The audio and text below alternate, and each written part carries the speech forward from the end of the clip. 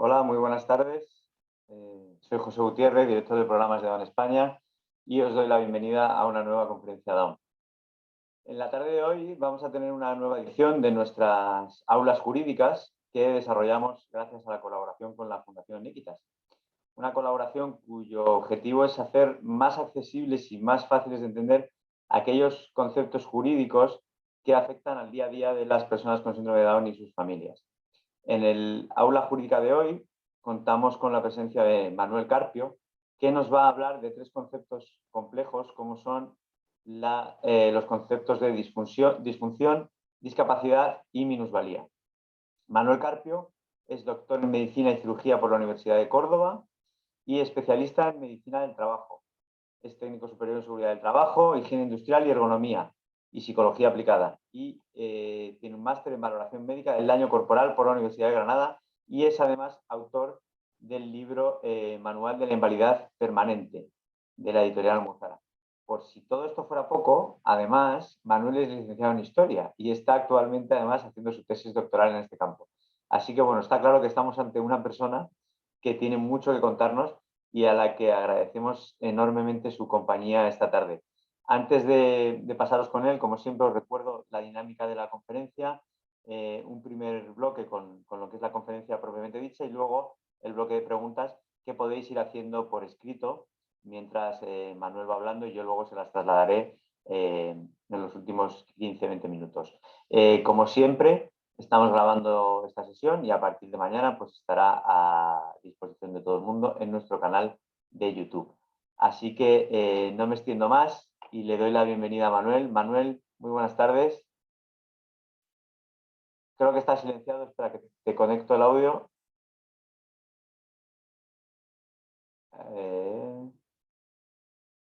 Vamos a activarlo. Se ha desactivado. A ver.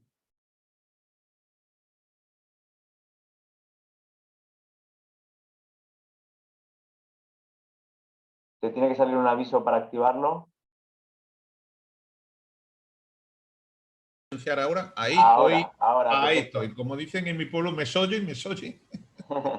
Muy buenas Bien. tardes, Manuel. Buenas tardes a todos los que me estáis oyendo. Gracias por dejarme asomaros a las ventanas de vuestros monitores, etcétera. Y bueno, y sobre todo, bienvenidos a mí, aquí, a la ciudad más bonita del mundo, que es Córdoba.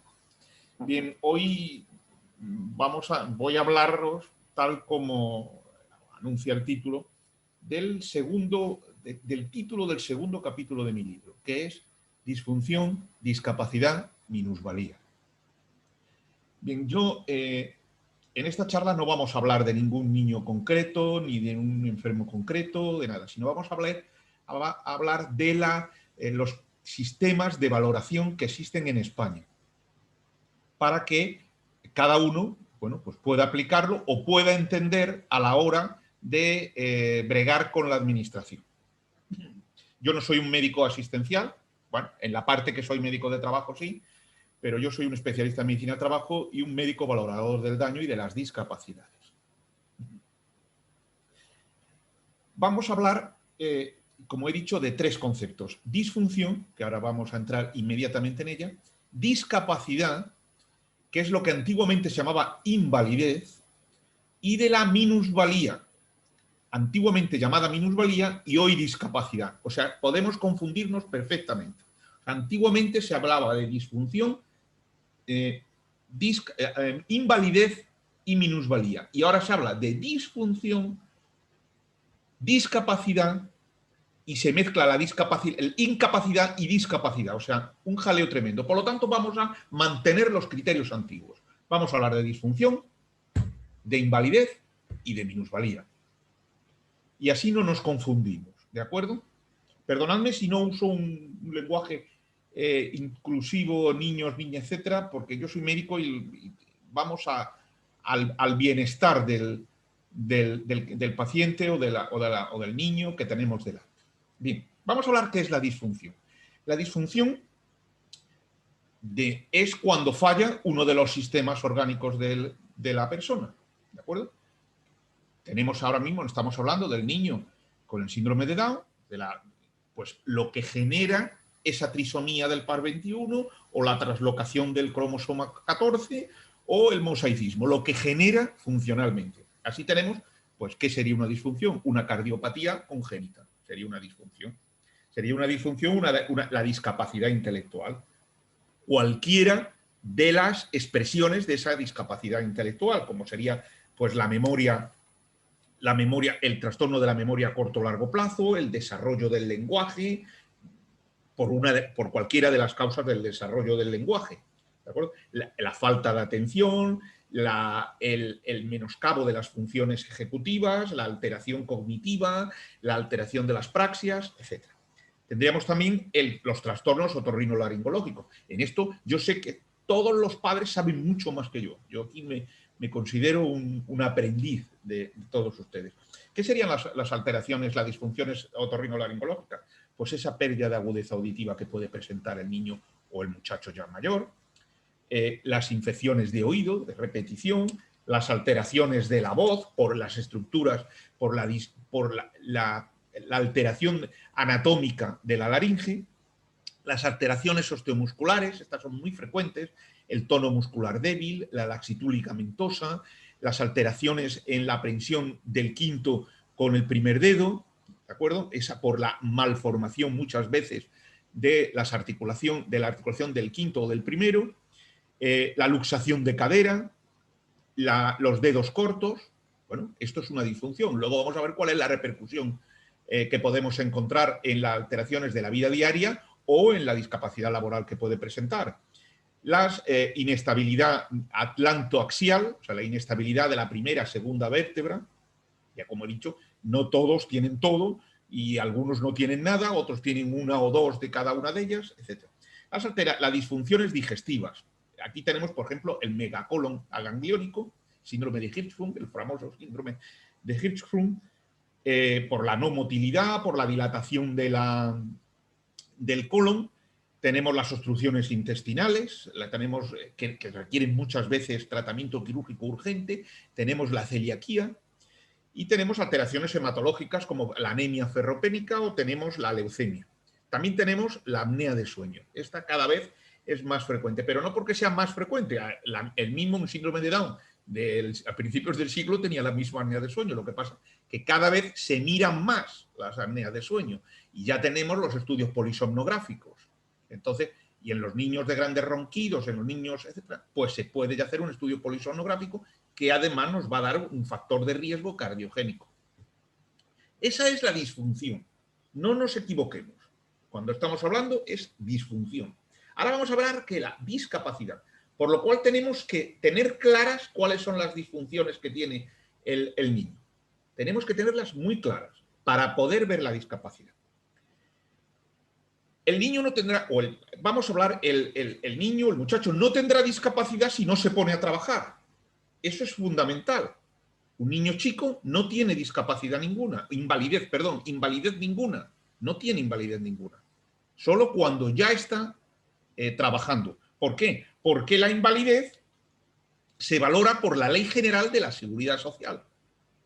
Entonces, la invalidez puede ser que venga desde el trabajo genere invalidez porque ocurra un accidente de trabajo o una enfermedad profesional, o puede ser que que la propia enfermedad genere, o sea, puede ser que el trabajo genere una invalidez, o puede ser que la invalidez obstaculice el trabajo. Por ejemplo, una enfermedad común, aparece en la enfermedad común y entonces el niño no puede trabajar. Bien, como he dicho, solamente si se está trabajando. O sea, el niño que accede a un puesto de trabajo, cualquiera, puede tener un accidente de trabajo y entonces tiene una invalidez como consecuencia de él, le ha podido quedar una secuela que produzca una invalidez, con la cual ya no puede seguir con esa actividad profesional parcial o totalmente, o bien ha contraído una enfermedad profesional. ¿Por qué no? Porque el niño puede estar trabajando en un ambiente pulvígeno o en un ambiente con... Pues el muchacho ha podido acceder como a un laboratorio y a trabajar en un laboratorio, y en el laboratorio se ha contaminado y aparece una enfermedad profesional de las muchas que reconoce nuestra lista de enfermedades profesionales emitidas por el Consejo de Ministros. O bien puede ser que el niño tenga una enfermedad común, o una de las disfunciones que tiene, que aparecen o se exageran cuando ya está en edad laboral y entonces le ocasionan una invalidez. ¿Qué tipos de invalidez hay en España? En España, la Ley General de la Seguridad Social recoge, vamos a decir, 5 tipos de invalidez. La primera sería que el niño tiene un accidente de trabajo y le quedan unas secuelas, unas limitaciones, y entonces lo que se llama unas lesiones permanentes no invalidantes, que se indemnizan de una sola vez y a tanto alzado, por un baremo que es leonino. Es un baremo increíble. O sea, una persona que está trabajando y que está produciendo para el país y tiene un accidente de trabajo y le quedan unas secuelas, apenas le pagan nada. Puede ser una invalidez parcial, que es que ha quedado con una limitación no superior al 33% de su capacidad laboral, no superior al 33%, pero que puede seguir trabajando en ese puesto de trabajo. Eso se llama una invalidez parcial. Y esa invalidez está compensada con 2 años de salario de una sola vez, un pago de una sola vez y reincorporación al puesto de trabajo. Lo que sucede es que el que tiene una invalidez parcial ya tiene, digamos que ya debe de ser reciclado dentro de su puesto de trabajo, no lo pongas otra vez en el mismo sitio, porque entonces no va a producir y va a tener un riesgo. Cámbiale a otro puesto de trabajo que no le genere otra vez la parcial. Luego tenemos los 3 tipos de invalidez, como la total, en la cual el niño ha quedado incapaz, la persona ya, no un niño, ya el muchacho ha quedado incapacitado para su actividad profesional, ya no puede, si era pues albañil ya no es albañil, si era administrativo ya no es administrativo, si era cuidador ya no es cuidador, etc. Está incapacitado para su actividad profesional, pero no para cualquier otra. La compensación es, si eres menor de 50 años, se llama una incapacidad permanente total normal, y si eres mayor de 50 años es una incapacidad permanente total cualificada. En una tienes un 50% de tu base reguladora de pensión y en la otra el 75%. ¿Qué pasa? Cuando no tienes ya capacidad ninguna, has tenido una enfermedad que te impide a todo tipo de actividad profesional. No significa todas las actividades profesionales del mundo, sino con que tengas ya incapaz para estar trabajando en 2, 3, 4 actividades profesionales, además de la tuya, pues entonces se llama una incapacidad permanente absoluta, que está compensada con un 100% de la base reguladora que tenía tu salario. Bien. ¿Qué sucede cuando, además de una absoluta, necesitas una persona para que te atienda y para que cumplimente tus necesidades vitales? Entonces lo que se llama la gran invalidez, en la cual es una absoluta, porque a ti te dan el 100% de tu base reguladora, estás incapacitado para todo tipo de trabajo, pero además te dan un 50% más para la otra persona, para que pagues a la otra persona que te tiene que cuidar. Bien, ya hemos hablado de la disfunción, perdonad que vaya deprisa, pero a lo mejor es mucho más jugoso luego con el diálogo y las preguntas. Ya hemos hablado de la disfunción, o sea, las alteraciones funcionales, bien producidas por la alteración funcional, bien producida por la patología anatómica congénita o aparecida tras el nacimiento. Ya hemos hablado de la invalidez, cuando el muchacha ha accedido a un puesto de trabajo y no puede seguir trabajando o de forma parcial o total en ese puesto de trabajo, bien porque el puesto de trabajo le ha producido a él la lesión, bien porque ha aparecido una de las disfunciones, pues ya le impide seguir trabajando. Ahora vamos a hablar del tercer concepto. Aunque ahora vamos a hablar del tercero, disfunción, invalidez, minusvalía, no se acaba aquí la cosa. Después tenemos mucho más después de la minusvalía. Es una trampa, ¿eh? El título era disfunción, invalidez, minusvalía, pero después viene muchísimo más. La minusvalía es lo que antiguamente se llamaba, mientras que la invalidez se llamaba disability, lo podrían encontrar en los libros como disability, en los libros ingleses. La minusvalía es lo que se llama handicap. ¿De acuerdo? ¿Qué es la minusvalía? Esto es y es aquí donde nos centramos porque es donde más necesidad tienen las familias de muchachos, niños con síndrome de Down. ¿Qué es la minusvalía? La minusvalía es una situación desventajosa de una persona como consecuencia de una deficiencia. O sea, porque tengo la deficiencia, entonces no me puedo comparar con una persona que 100% estaría bien. O sea, yo porque tengo esa deficiencia estoy en un 80% de esa persona teórica que sería 100. Eso es la minusvalía. La minusvalía no es igual en todas las culturas y no tiene una relación con la discapacidad laboral. Y voy a poner un ejemplo, que lo vamos a ver ahora. Una disfunción de una limitación del codo porque me he roto el codo, ¿de acuerdo? Y yo no doblo, no flexiono el codo, pues por ejemplo, no lo extiendo totalmente de los 20 últimos grados y no los flexiono, pues por ejemplo, no los flexiono más allá de 90, en la minusvalía pues sería aproximadamente un 10%, vamos a poner un 10%. Minusvalía. No tiene relación laboral, eso solo un 20%, pero al militar lo echa del ejército. Entonces, no hay relación. Eso tienen que tener clara las familias. No hay relación de la minusvalía con la discapacidad. No existe paralelismo, ninguno. La minusvalía se valora en España, la minusvalía la recoge la Constitución, los artículos 9.2, 14, 49, apareció el Real Decreto Legislativo 1/2013 en el que aprobaba el texto refundido de la Ley General de Derechos de las Personas con Discapacidad para la Inclusión Social, etc. Pero la importante es el Real Decreto 1971/1999 de 23 de diciembre, en el que describe el procedimiento para el reconocimiento, declaración y calificación del grado de minusvalía. Luego lo ha modificado el Real Decreto 1856/2009, pero ese es el fundamental, el que he dicho antes, el 1971/1999. Mientras que la invalidez la dan, y yo, perdonad que como estoy en el sur, pues pensamos así, mientras que la invalidez la dan los españoles, aquí en Andalucía, mientras que la invalidez la dan los españoles, la minusvalía la dan los andaluces. O sea, mientras que la minusvalía la da el Estado, ¿de acuerdo? El Ministerio de Asuntos Sociales, la minusvalía la conceden las comunidades autónomas. Eso es muy importante.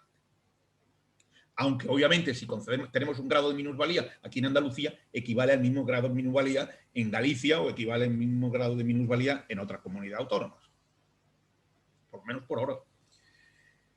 Bien. ¿Dónde se emiten? Se emiten en otra cosa muy importante. En la minusvalía, para nada se valora la edad. Eso es muy importante también, que después vamos a verlo y será un factor muy condicionante. Lo emiten los centros base de las comunidades autónomas. En cada provincia hay un centro base. Se rellena unos formularios de solicitud, se añade toda la documentación clínica que queramos aportar, nos llaman para un reconocimiento de entrevista. Ahora, en tiempos de pandemia, parece ser que ese reconocimiento en algunos pacientes está siendo telemático y el paciente, vamos, el solicitante es reconocido por un médico, por un psicólogo y por un trabajador social. Y de los tres se emite un grado de minusvalía.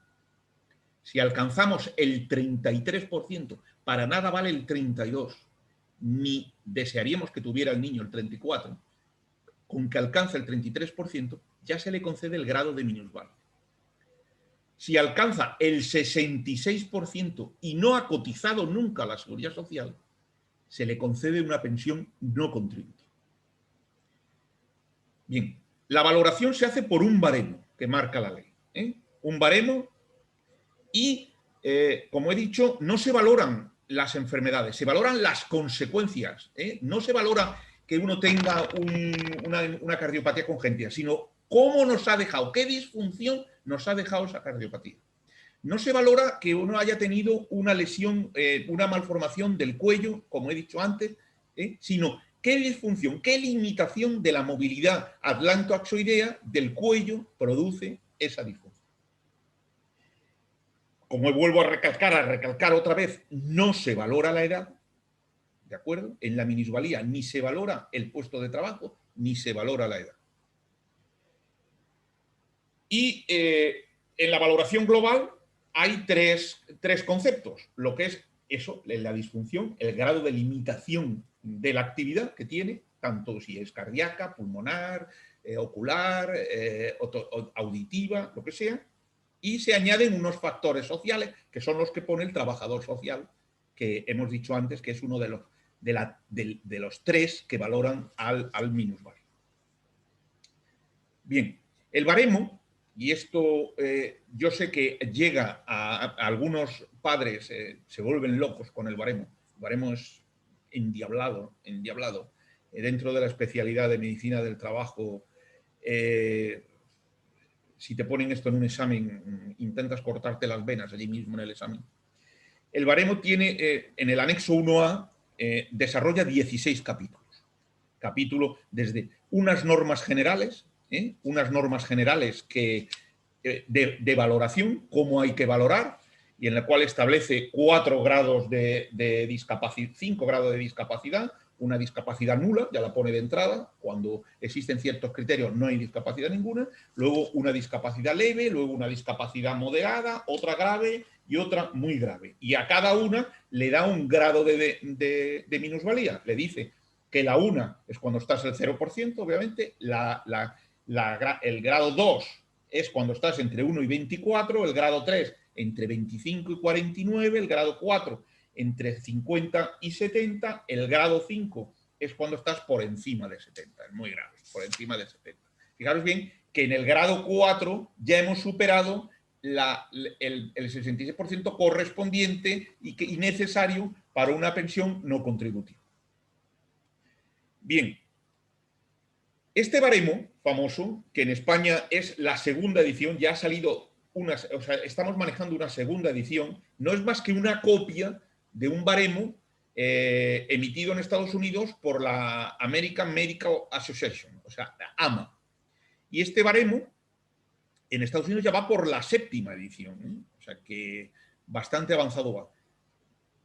Tiene muchos detractores, porque está catalogado que dice que para el latino hay muchos grados de movilidad de las articulaciones y muchos requisitos, el latino no los cumple, ¿no?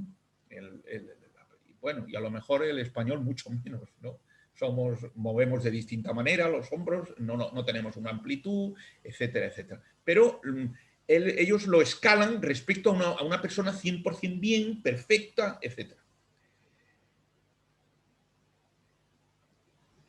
Es importante que hay una desproporción de capítulos tremenda, mientras que el capítulo 2 de sistema musculoesquelético está hiperdesarrollado, valora hasta cómo se dobla la falange distal del 5º dedo de la mano derecha, etc.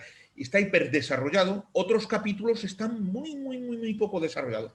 Y ya no quiero decir los capítulos de retraso mental, que es el 15, y de enfermedad mental, el 16. Sobre todo el retraso mental, y el 14, el de lenguaje. Mínimo. Y además muy poco objetivos. O sea, por lo cual se le atribuye que no son muy... No es muy... Está muy al arbitrio del que está valorando. Por lo tanto, hombre, si lo valora un médico en una comunidad o en Pontevedra, probablemente la misma valoración no sea la que hace el médico en Huelva. ¿Por qué? Porque no están muy objetivos. Es muy, como decía mi maestro, profuso, confuso y difuso. Son los 3 capítulos. Bien.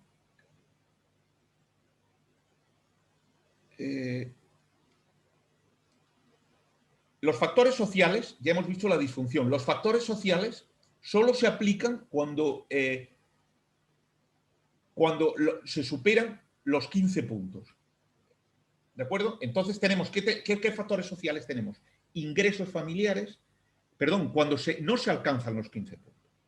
tenemos ingresos familiares, tenemos dificultades familiares, pues, dificultades dentro de la familia, dentro del ámbito de la relación interpersonal de la familia, tenemos el desempleo, tenemos la exclusión social y tenemos el acceso, la posibilidad o no posibilidad a recursos sanitarios. Eso sería el factor. Entonces nos daría una minusvalía de factores funcionales que serían, por ejemplo, vamos a ponerlo, el 25%, y si ahora, por ejemplo, el 25%, y si ahora nos dan el 5 sociales, sería la suma, 25 y 5. Tendríamos 30% de minusvalía. Bien.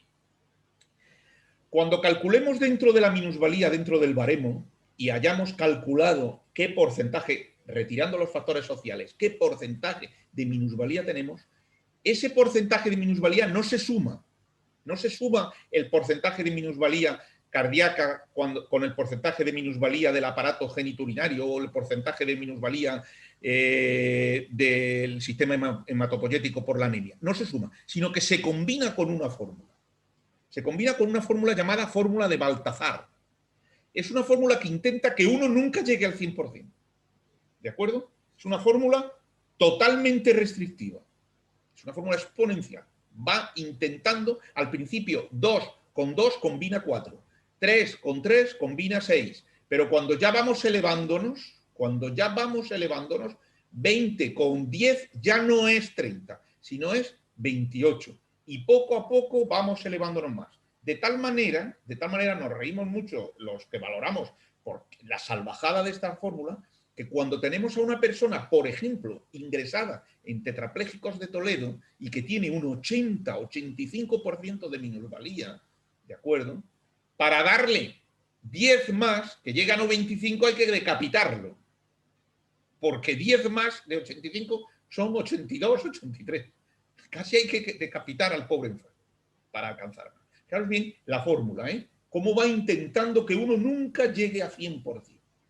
Por lo tanto, es importante, no sumen ustedes el grado de minusvalía, los distintos grados de minusvalía. Hay que calcularlo mediante la fórmula que la pone en la ley. No quiero explicarla porque es muy complicada, es el valor mayor menos el menor, etcétera, muy complicada y ahora no es el momento de explicarla. Bien. Todos los capítulos son útiles para el síndrome de Down, menos el de las neoplasias, que es el capítulo 11. Ese no, obviamente, no va a ser útil para un niño o un joven con síndrome de Down. Ese no.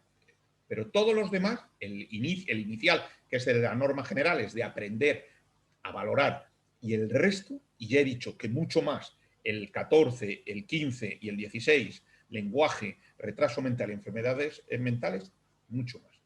El resto también, porque como hay disfunciones que tiene el síndrome de Down, pues también.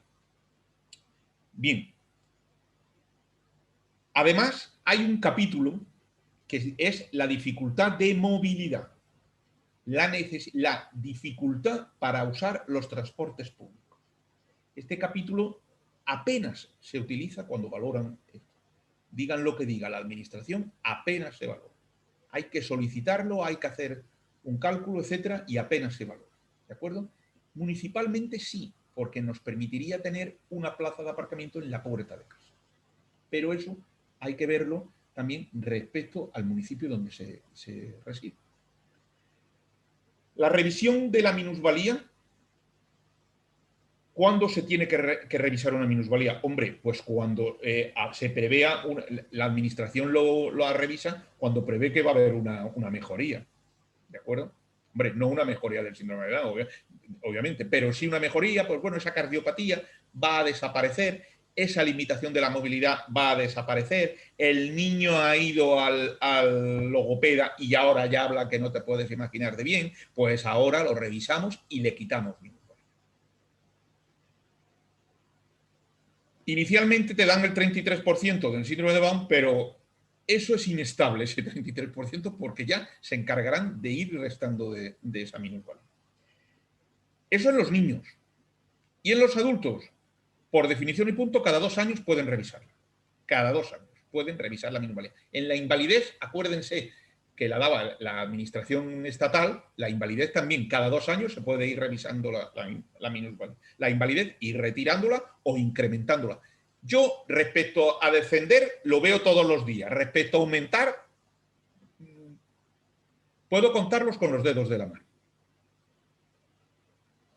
Bien, ¿cuándo se puede solicitar no esperar a 2 años para que nos la revisen porque tenemos más, o que ellos esperen 2 años para revisarla para quitarnos más? Pues, por ejemplo, cuando somos conscientes de que ha habido un error diagnóstico, que los papeles que hemos aportado pues son erróneos porque resulta que el médico nos ha dicho no, ha habido un error diagnóstico, no es esa cardiopatía, no es ese trastorno respiratorio, no es ese problema hematológico, no. Entonces ha habido un error diagnóstico, revísemelo porque lo que le he dado, donde dije digo, lo que le he dado es totalmente incorrecto. Entonces se puede revisar. O bien, porque han aparecido nuevas circunstancias. Antes no teníamos la cardiopatía y ahora ha aparecido la cardiopatía. Antes no teníamos, una laxitud de ligamentos la tenía antes y ahora lo tendrá. Probablemente a lo mejor la tiene más agravada o menos agravada. Pero antes no teníamos el megacolon y ahora ha aparecido el megacolon. Y entonces, alto. Hay que revisar totalmente porque el grado de minusvalía no es el correcto y no vamos a esperar a 2 años a tener al niño sin ese grado de minusvalía. Bien, todo esto era muy feliz, todos éramos muy felices en este mundo con estos 3 conceptos, disfunción, invalidez y minusvalía, hasta que en el 2001 a la Organización Mundial de la Salud y a la Organización Panamericana de la Salud se le ocurrió publicar esto. Lo están viendo ustedes al revés, obviamente. ¿De acuerdo? ¿Qué es? Pues el CIS, la Clasificación Internacional del Funcionamiento de la Discapacidad y de la Salud. Este librito. Ya no se hablaba de las consecuencias de enfermedades. Ya este librito mató a la gran invalidez, a la antigua gran invalidez que la usaban todos. Tenía una gran invalidez, bueno, aunque no está trabajando, pero es una gran invalidez. No. Ahora ya no se hablaba de unas consecuencias de la enfermedad. Ya no se decía, como el niño tiene un trastorno pulmonar y tiene asma o tal, no puede andar, pues una minusvalía, etc. No. Ahora ya se hablaba de un concepto nuevo, que eran las actividades básicas de la vida diaria. Importante, esto revolucionó totalmente todo. ¿De acuerdo? Revolucionó todo en todos los ámbitos de la valoración. ¿Qué pasaba? ¿Cuáles son las actividades de la vida diaria? Pues las actividades eran el aprendizaje, la comunicación, la movilidad, el autocuidado, la capacidad de realizar la vida doméstica, la capacidad de interrelación, las transferencias, el moverse, etc.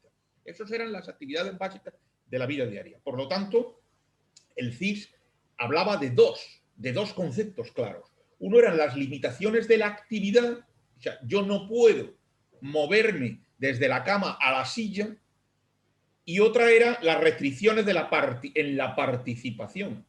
Yo no puedo relacionarme con los demás porque no puedo levantarme, yo no puedo relacionarme con los demás porque no puedo hablar. Entonces ya era un ámbito mucho más extenso. Y esto era lo que se llamó en España, lo que provocó en España esta famosa clasificación internacional, fue lo que provocó en España la publicación de la Ley de la Dependencia. Por lo tanto, igual que he dicho antes, que había todavía más conceptos detrás de la minusvalía, vamos a empezar ahora con la dependencia. La Ley de la Dependencia en España es la Ley 39/2006, de 14 de diciembre. Se autotitula de promoción de la autonomía personal y la atención a las personas en situación de dependencia.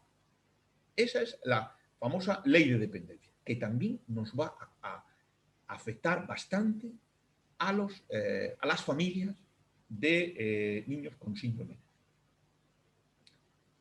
La valoración de la dependencia, al igual que la minusvalía, fíjense bien que es como una hijuela de la minusvalía, la valoración de la dependencia, o sea, la valoración de ese funcionamiento y de esas relaciones sociales, ese dúplex que se va moviendo, que está definida, por la cual se define la dependencia, La evaluación la hacen también las comunidades autónomas. ¿De acuerdo? Solo las comunidades autónomas. ¿Y qué mide? Pues la capacidad para llevar a cabo las actividades de la vida diaria, de forma total de todas las actividades o unas concretas, o sea, la imposibilidad de hacerla total o parcialmente y la necesidad de un apoyo externo. ¿De acuerdo? Todo esto se barema mediante un Real Decreto, el Real Decreto 174 del 2011. Hay un baremo muy concreto y también muy complejo para valorar la minusvalía.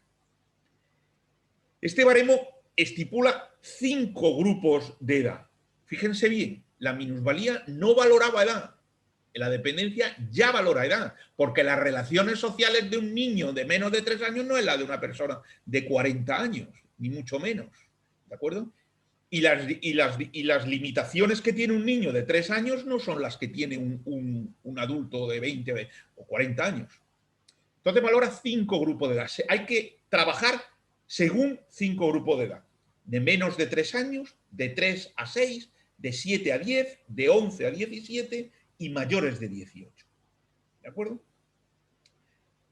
Vuelvo a repetir las actividades básicas de la vida diaria. Son muy importantes. Las que valora la ley, las que valora el baremo, las que hay que irse concretamente a cada una de ellas. Comer y beber, la higiene personal, micción o defecación, ¿de acuerdo? El lavarse, poder limpiarse, etc. Lavarse la cara, lavarse la parte inferior del cuerpo, ducharse, etc. Realizarse otros cuidados personales, cortarse las uñas, limpiarse los oídos. Vestirse. Ser capaz de mantener la salud, de acceder a unas pastillas, de tomarse unas pastillas, de ponerse un vendaje, de poner. Ser capaz de cambiar y mantener la posición del cuerpo. No es lo mismo un parapléjico que se caiga, que haya que tenerlo atado a la silla de ruedas, o un parkinsoniano que se le vaya el cuello, que haya que subirle, un niño que tenga una flacidez del tono muscular, que no se pueda mantener de pie, etc. Desplazarse dentro del hogar, ser capaz de desplazarse. Y esto es muy importante y lo vamos a ver ahora después. Desplazarse dentro del hogar. Desplazarse también fuera del hogar, obviamente, salir a la calle, ir mover. Aquí es muy importante porque es donde exigiremos la desaparición de las barreras arquitectónicas. Realizar tareas domésticas, eres capaz de cocinar, de cortar el pan, pero de cortar pan, de ir a la cocina, no comer, en cortar el filete, cortar el pescado, no. Eres capaz de cocinar, eres capaz de coger algo de un armario de la cocina, eres capaz de encender el fuego.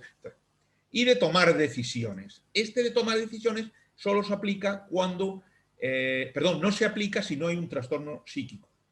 Como tomar decisiones, decidir salir cuando hay un fuego, etc. Eso es muy importante, porque en los trastornos psíquicos o en la deficiencia mental hay que aplicarlo y con mucho cuidado. Cada una tiene muchos ítems. Pues comer, pues especifica, yo voy a buscarles a uno, comer, ¿qué especifica? Tengo aquí, porque no me lo sé de memoria, obviamente. Pues comer, por ejemplo, comer y beber. Reconocer y alcanzar los alimentos servidos. Cortar o partir la comida en trozos. Usar cubiertos para llevar la comida a la boca. Acercarse el recipiente de comida a la boca. O sea, así, cada una de las actividades básicas de la vida diaria tiene muchos ítems, ¿no? Por ejemplo, vamos a tomar también decisiones. Decidir sobre la alimentación cotidiana, dirigir los hábitos de higiene personal, planificar los desplazamientos fuera del hogar, decidir sus relaciones interpersonales con personas conocidas, decidir sus relaciones interpersonales con personas desconocidas, gestionar el dinero del presupuesto cotidiano, disponer su tiempo y sus actividades cotidianas, resolver el uso de servicios a disposición del público. Todo esto para los niños mayores de 3 años hasta la edad adulta, hasta la que se quiera. Todos estos ítems se usan para eso. Para los menores de 3 años lo dejamos para el final. Bien, cada ítem, cada punto de estos, o sea, comer, pues de reconocer y alcanzar los alimentos servidos. Coger el pan, ponerlo aquí, o coger de la fuente el filete y ponérselo en el plato. Cada uno tiene un peso distinto. Por ejemplo, hay que valorar si yo necesito que alguien me esté observando, la supervisión, o si necesito una ayuda física parcial, hombre, que cuando voy a cogerlo, pues que al final se me ponga bien en el plato. Yo soy capaz de hacerlo, pero se me ponga bien. O el dinero sé gestionarlo, pero bueno, o alguien me está observando si sé gestionar el dinero, y en la otra, una vez que estoy gestionando el dinero, miro a ver el monedero del muchacho, a ver si realmente eso es lo que él ha hecho. O bien si necesito una sustitución máxima. No, oye, el filete no soy capaz de traerlo, yo, la persona que la ayuda, coge el filete y se lo pone en el plato. O soy el que cojo el dinero y pago el dinero del muchacho, de la persona, y pago yo. Es lo que se llama la sustitución máxima. O bien porque se necesita una ayuda especial. Elementos externos, silla de ruedas, silla especial, con apoyo mentoniano, con apoyo lo que sea. ¿De acuerdo? Bien. La ley de dependencia da 3 grados de severidad. Grado 1, grado 2 y grado 3. Cuando ya hemos hecho todos los cálculos de todos los ítems, toda la actividad de la vida diaria, calculemos cada uno de los ítems, veamos la carga, el peso que tiene, si es supervisión, si es física parcial o si es física máxima, etcétera, y todo, y nos haya dado un cociente, y al final hayamos todo el cálculo porcentual, etcétera, etcétera, etcétera, que nos lo da la ley, nos da 3 grados de gravedad. El grado 1, el grado 2 y el grado 3. Y cada uno lo subdivide en 2 niveles. Grado 1, nivel 2, grado 2, nivel 1, nivel 2, grado 3, nivel 1, nivel 2. Y a cada uno le da un porcentaje, corresponde un porcentaje. Por ejemplo, no hay reconocimiento, eso hasta el 24%. O sea, llegando al 24 no tenemos ningún grado de dependencia. Cuando ya pasa del 24, del 25 al 39, sería grado 1, nivel 1. Del 40 al 49, grado 1, nivel 2. Así, hasta, por ejemplo, del 90 al 100 sería grado 3, nivel 2. Entonces sería 3 grados, cada uno subdividido en 2 niveles. Y eso es la gravedad de la dependencia. Obviamente, cuando empiezan a calcular la dependencia, ¿cuáles son los primeros que miden la dependencia a las comunidades autónomas? Los que creen que van a tener grado 3. ¿Y cuáles son los que le dan las mayores ayudas inicialmente? Porque no hay dinero. Pues los que tienen grado 3 nivel 2, luego grado 3 nivel 1, grado 2 nivel 2, así, poco a poco ir subiendo, ¿de acuerdo? ¿Qué pasa? Que el grado 1 nivel 1 no ve un duro, ni generalmente no ve nada, y sin embargo tiene un 25 o un 39% de dependencia.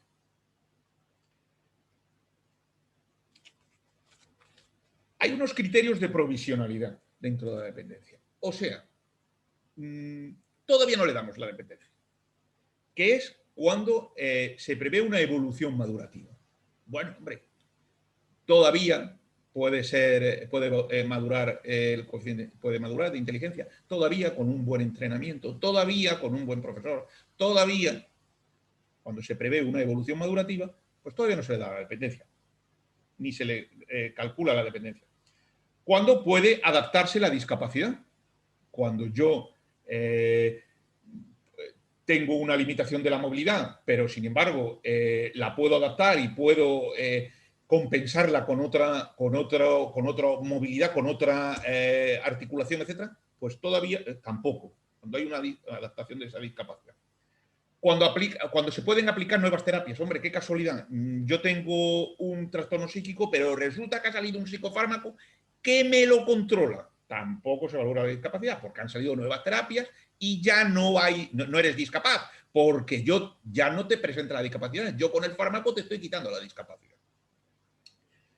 Cuando se prevé una estabilización a largo plazo. Esto lo hace la invalidez y lo hace también la minusvalía. Hombre, si yo creo que a largo plazo se me va a estabilizar, ¿para qué voy a calcular la dependencia? Ya cuando se estabilice, que vengan a pedir la dependencia. Qué triste, ¿verdad?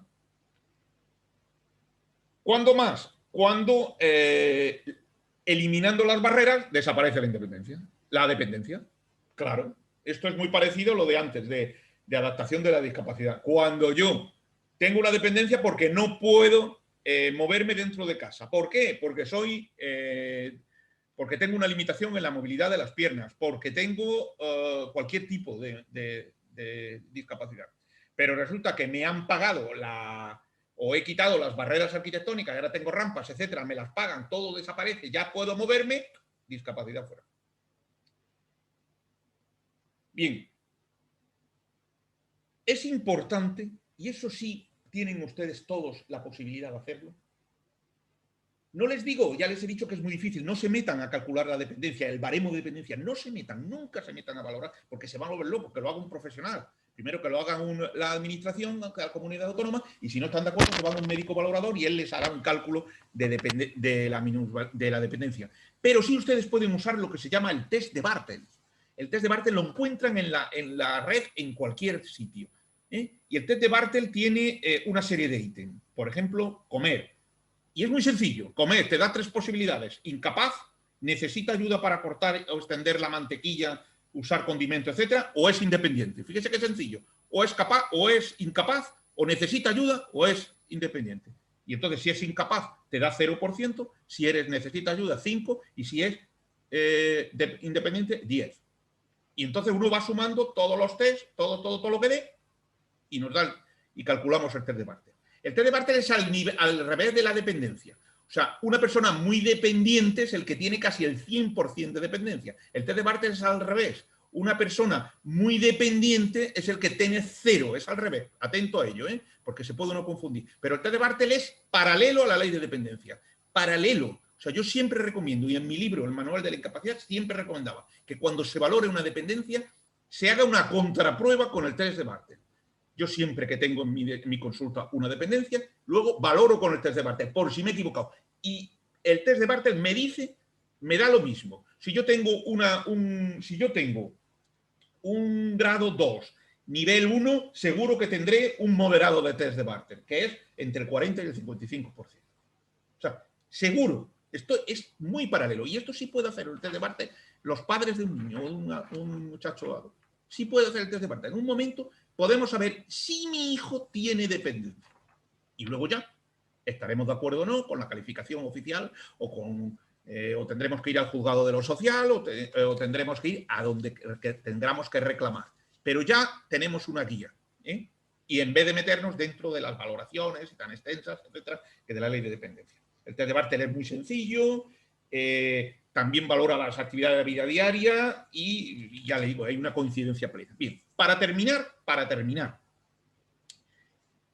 los niños de menos de 3 años. Esta baremo salió posteriormente. Se lo curraron bien y salió posteriormente. Los niños menores de 3 años se valoran 2 cosas. Hay una tabla para 2 cosas. Se valora la actividad motriz y se valora la actividad adaptativa. ¿De acuerdo? ¿Qué es la actividad motriz? ¿Qué es la actividad motriz de un niño de menos de 3 años? ¿Qué valora?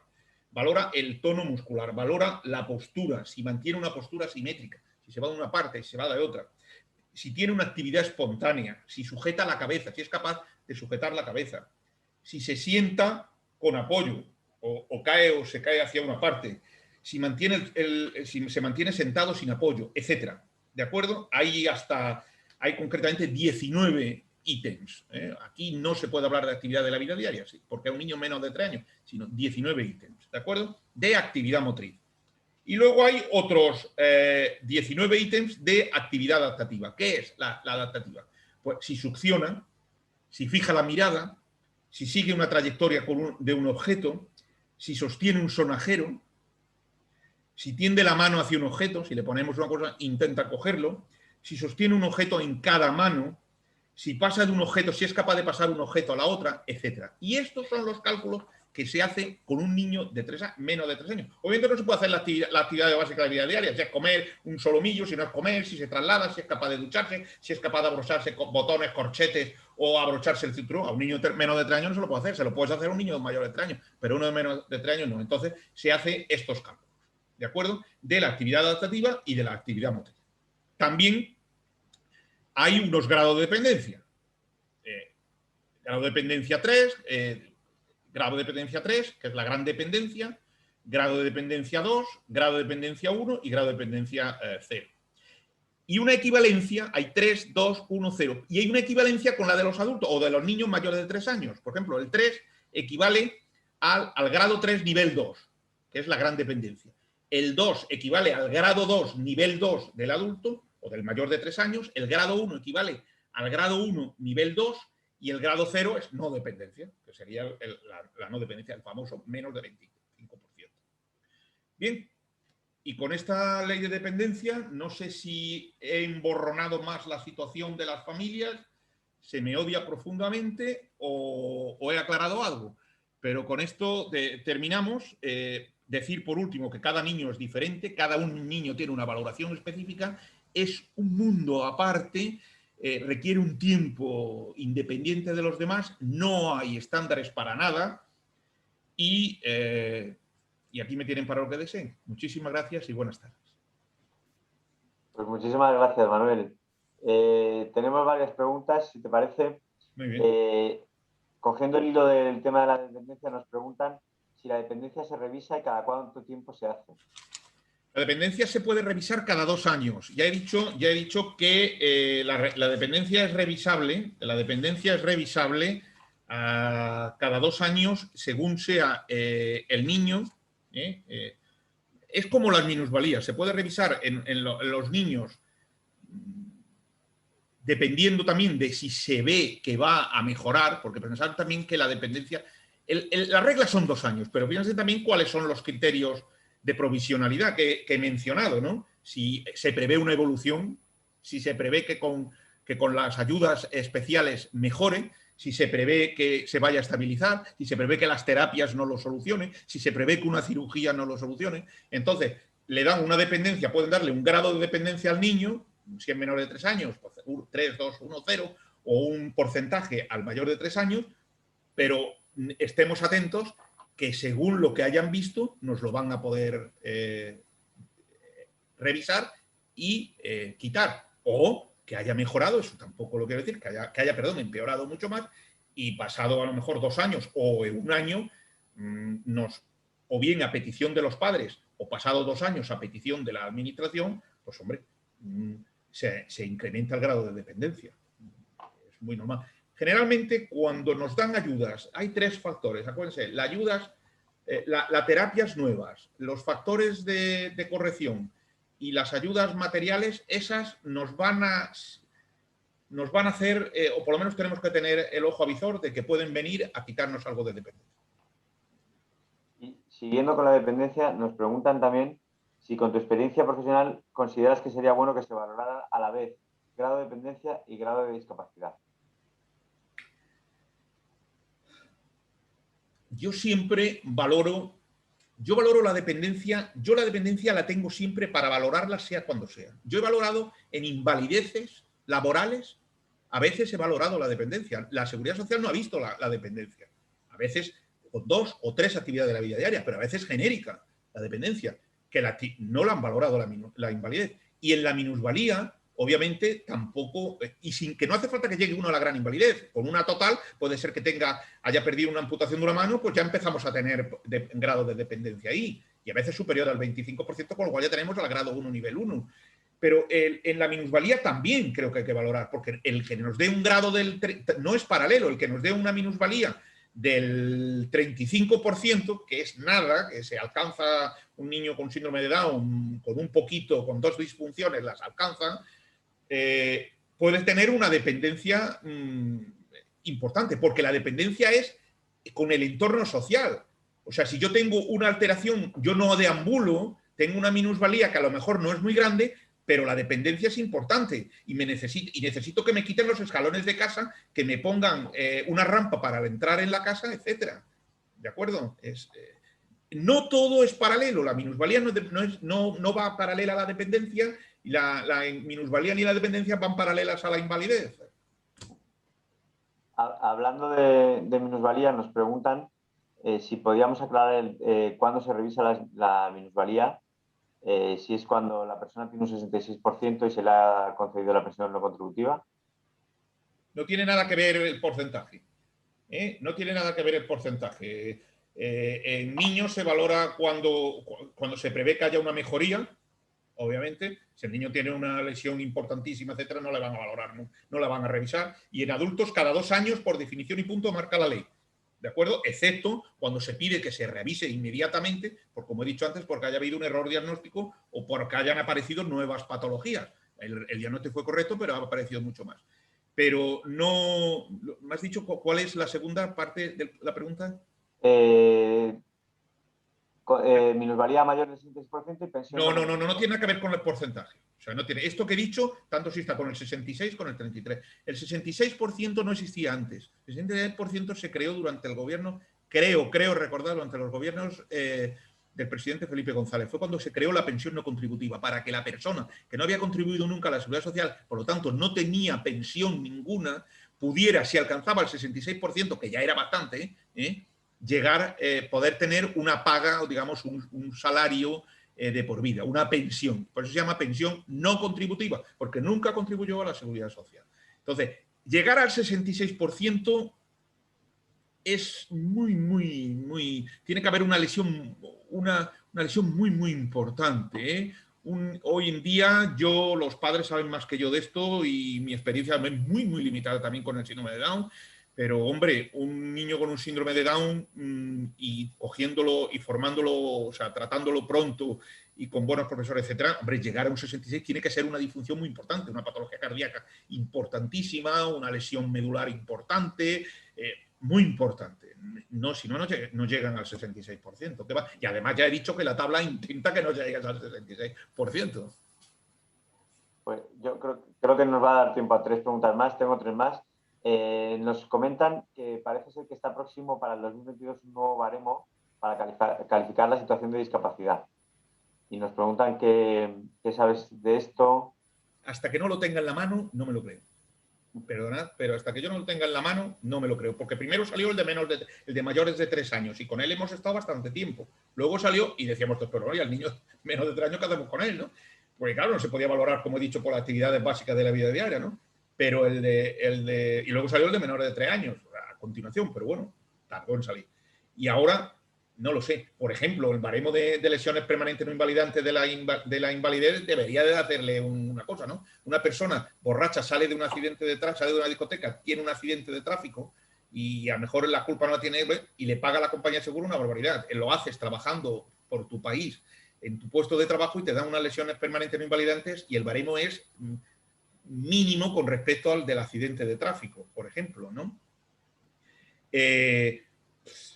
Yo hasta que no me crea, no, las leyes van saliendo, el baremo de accidente de tráfico salió muy tarde, el de invalidez hace falta una revisión a las lesiones permanentes no invalidantes. En el de la minusvalía ya vamos, como he dicho, por la segunda española y ya los Estados Unidos están disparados. Probablemente cuando nos sacan el siguiente, que sea la traducción de la última norteamericana, no tiene nada que ver con la que tenemos ahora mismo, porque para mí la mejor baremo de minusvalía era la primera edición que hubo. Esa para mí era el de más fácil. Para los padres hubiera sido facilísimo utilizarla.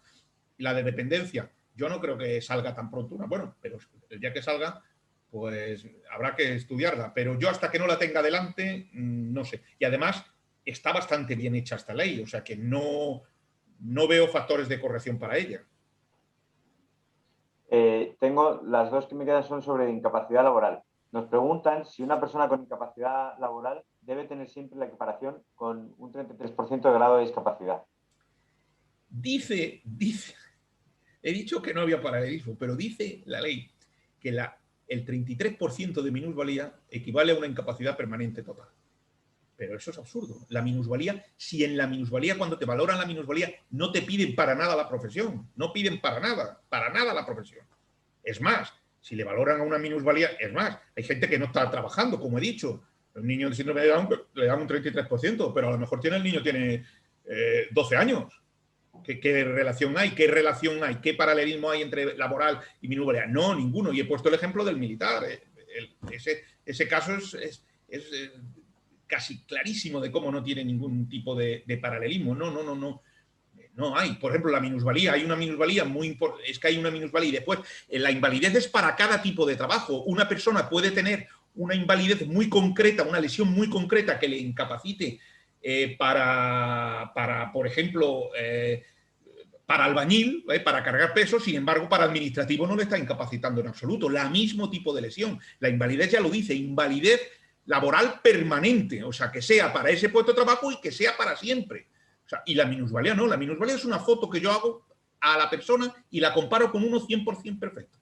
Una foto ahora mismo, no mañana ni ayer. una foto ahora mismo y la comparo con 100%. Y no le he preguntado ni la edad ni el trabajo. Y nos preguntan cómo abordar la incapacitación laboral en personas que trabajan y van envejeciendo antes de tiempo. ¿Qué hay que hacer? ¿Cómo abordar la incapacidad laboral?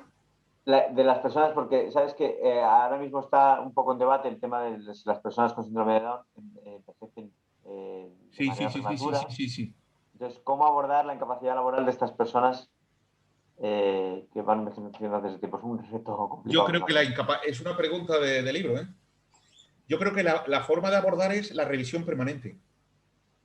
El revisar, ya he dicho, revisar. La invalidez te la pueden, te dicen incluso cuando te conceden la invalidez, te pone debajo, esta invalidez te puede revisar a partir de tal fecha, te lo ponen en el dictamen propuesta de invalidez.